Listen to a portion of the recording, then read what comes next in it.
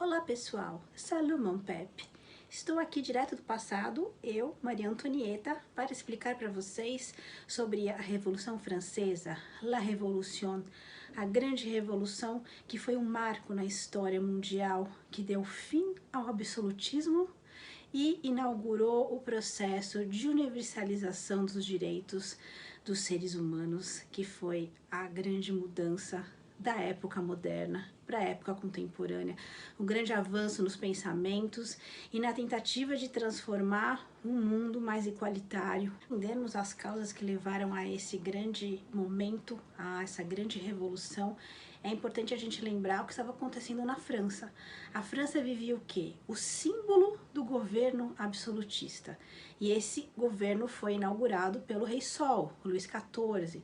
Ele que construiu aquele palácio Versailles maravilhoso, que exatamente no intuito do quê? Pegar toda a nobreza, colocar sobre sua vistoria e ter o controle total do poder. Ao contrário do que acontecia na Inglaterra.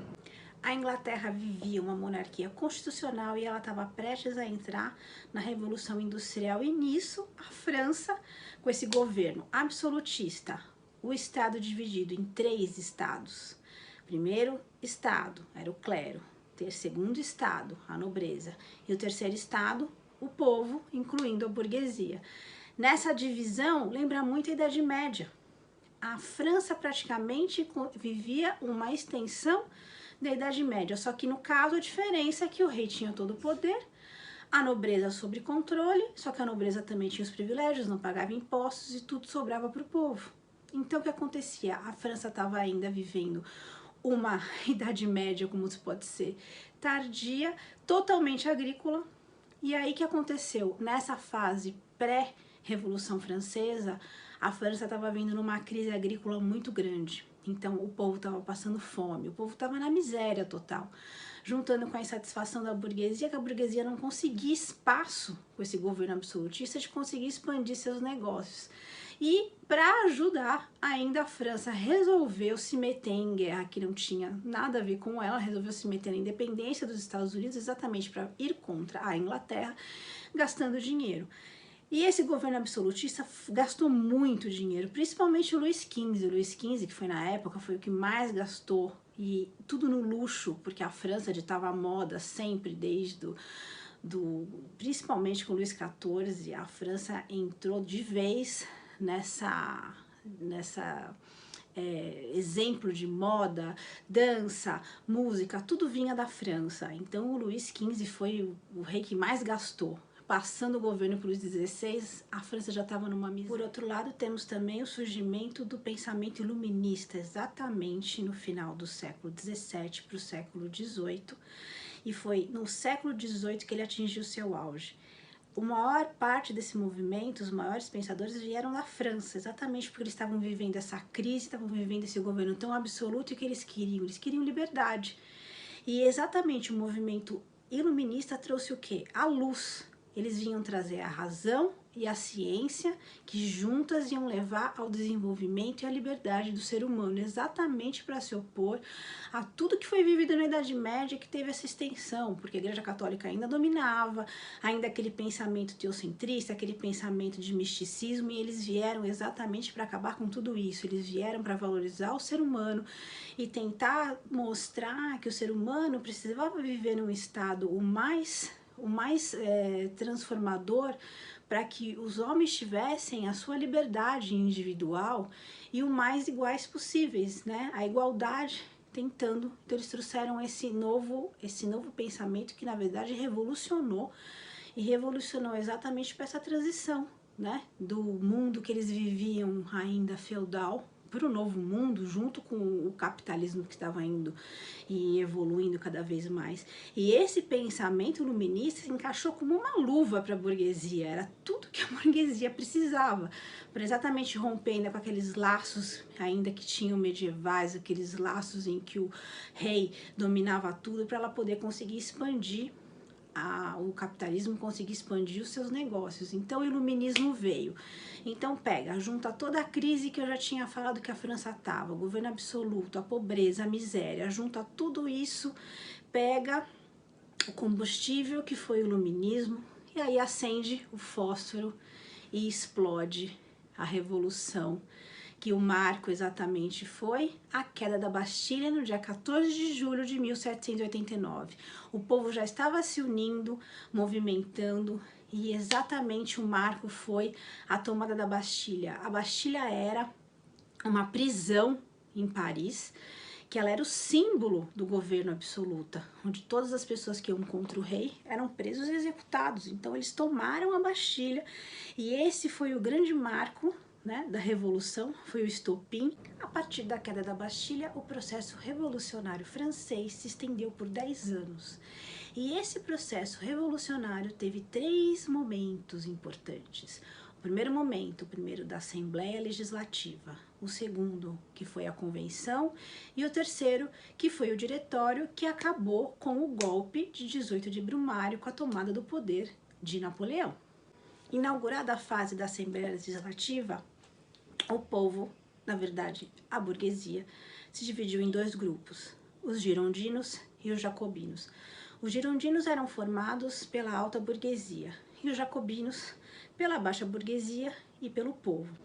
Quando os girondinos e os jacobinos foram sentar para discutir a revolução na Assembleia, os girondinos sentaram do lado direito e os jacobinos sentaram do lado esquerdo. É daí que surge o termo direita e esquerda na política, porque os girondinos eram os mais conservadores, porque eles faziam parte da alta burguesia, eles queriam uma mudança, mas eles não queriam algo assim radical. Em contrapartida, os jacobinos queriam sangue, os jacobinos queriam mudança completa, e eles eram a favor da execução do rei, eles eram a favor da república. E em contrapartida, os girondinos queriam uma monarquia constitucional. No começo, os girondinos acabaram assumindo o poder, e eles estavam tentando negociar com o rei Luís XVI, para eles tentarem, vamos tentar fazer uma monarquia constitucional, abre aí, vamos fazer um equilíbrio. Só que o Luís XVI de jeito nenhum queria aceitar, e ele estava organizando uma contra-revolução.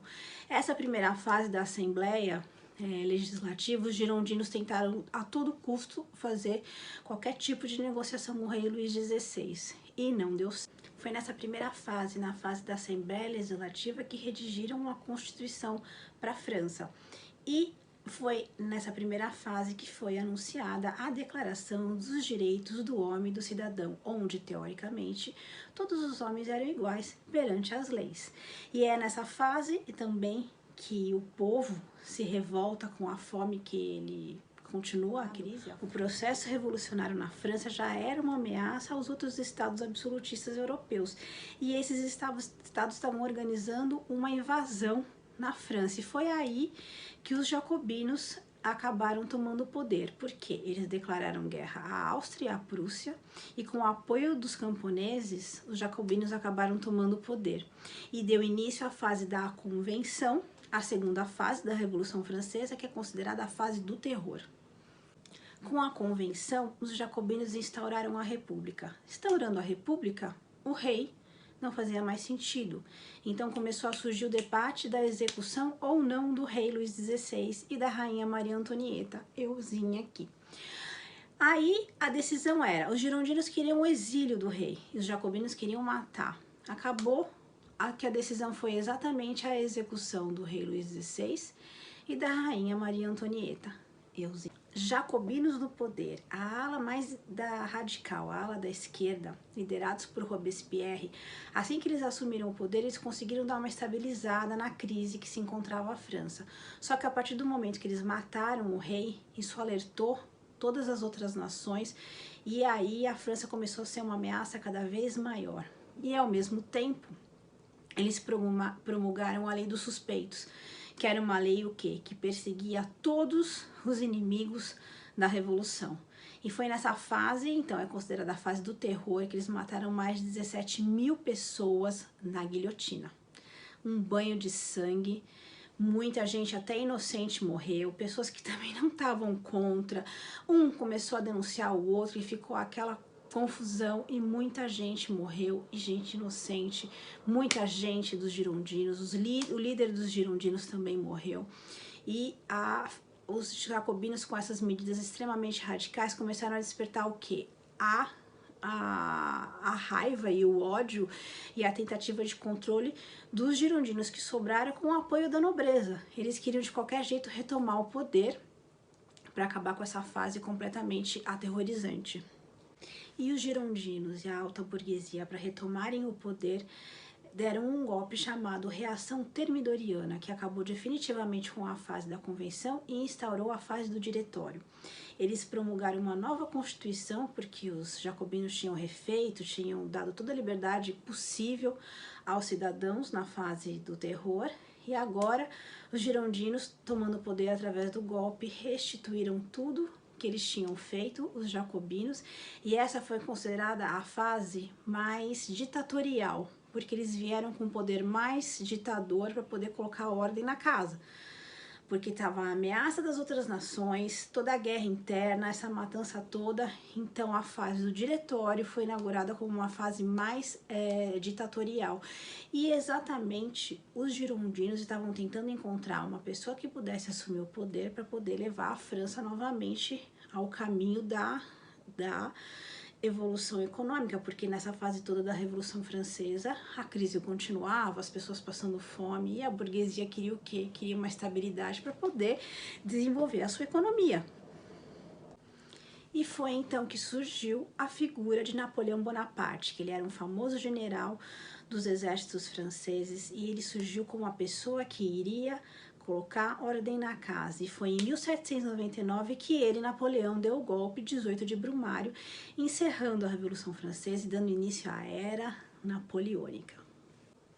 A Revolução Francesa foi um marco na história mundial porque ela acabou com o privilégio de classes, ela conseguiu instituir a ideia de república entre as outras nações, ela rompeu completamente com o feudalismo, com aquele pensamento antigo, aquele pensamento atrasado da Idade Média.